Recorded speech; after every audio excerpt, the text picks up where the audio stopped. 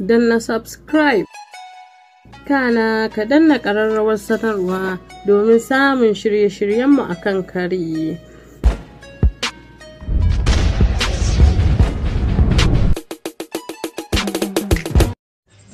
Assalamu alaikum ɗan uwa musulmi.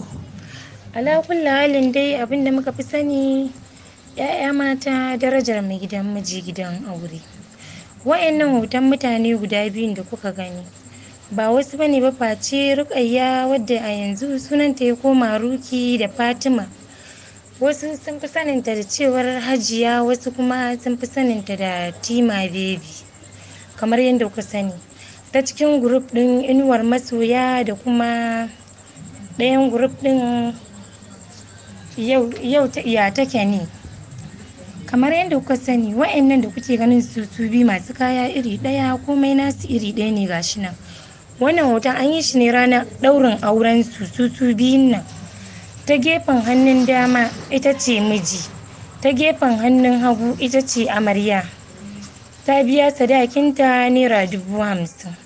Kamar yadda kuka sani, wannan hoton da aka yi an yi shi ne ranar ɗaurin auren su na madigo 'yan lesbian, wa'anda akwai wata magajiya da take a Sabon Gari, ita ce magajiyar karuwai, magajiyar su kenan, wadda take ita ta ɗaura musu aure. An yi fatin nan ne a menene sunan gurin ne, kashi sunan gurin ne ni ya kwanta mini, tudun Murtala, alhamdulillahi. Amma a nan aka haɗu layin Yahaya Bagobiri, layin gidan Falaki mai bulo, masha Allah, gidan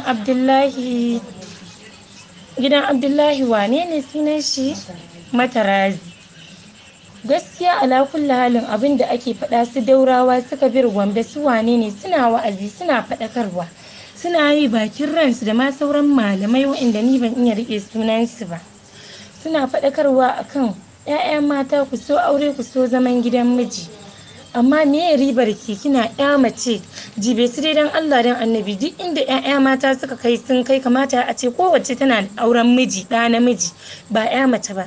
Me amfani in banda ku tsinannu ne, la'ananu, inda tsinuwar iyaye take bin ku. Ɗaya daga cikin su ma 'yar ƙauye ce, ita Hajiya Tima ɗin, sunan garin su Timbau. Ta gudo, ta sallamo, ta fallatso, ta baro gidan iyaye saboda iyayenta ƙauyawa ne. Ki haƙura mana da matsayin da Allah ya bar iyayenki. Dan Allah dan Annabi, ki haƙura da matsayin da Allah ya bar iyayenki mana. In ban da ke tsinanniya ce, uwarki ta tsine miki albarka, ubanki ya tsine miki, har ya mutu da baƙin cikin,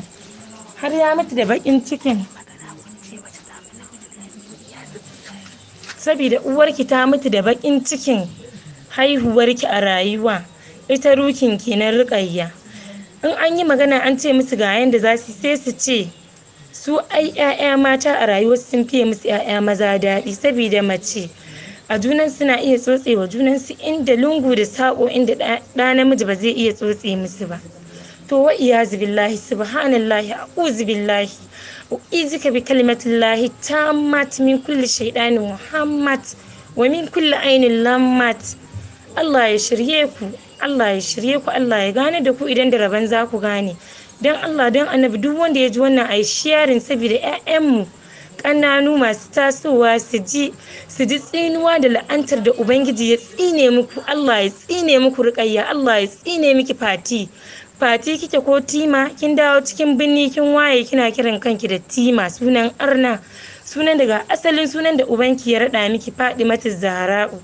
Amma gashi nan kin juya suna. Dan Allah dan Annabi, idan da wanda zai taimaka mata taimako na gaggawa, ya taimaka a mai da ita Timbau ne, garin can wajen hanyar Gezawa. Mai ƙaunar Allah, mai ƙaunar manzon Allah ya taimaka. Gidansu yana nan a nan tudun Murtala, inda suka haɗu aka haɗa fatin. Dan Allah dan Annabi, ni dai ina roƙon Allah da Annabi a taimaka a mai da ita. Kamata a ce ta yi aure, saboda kin yi cikin shege, ba a kanki aka fara cikin shege ba. Akwai masu cikin shege bila adadin da suna nan suna zaune a gaban iyayensu, kuma Allah ya fito musu da mazajen aure, sun yi aure.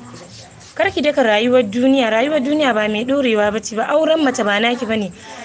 Allah subhanahu wata'ala cewa yayi da mace ta tafi ta je ta nemi mace yar uwarta, gwara ta kwanta ubanta ya hau kanta a bainar jama'a.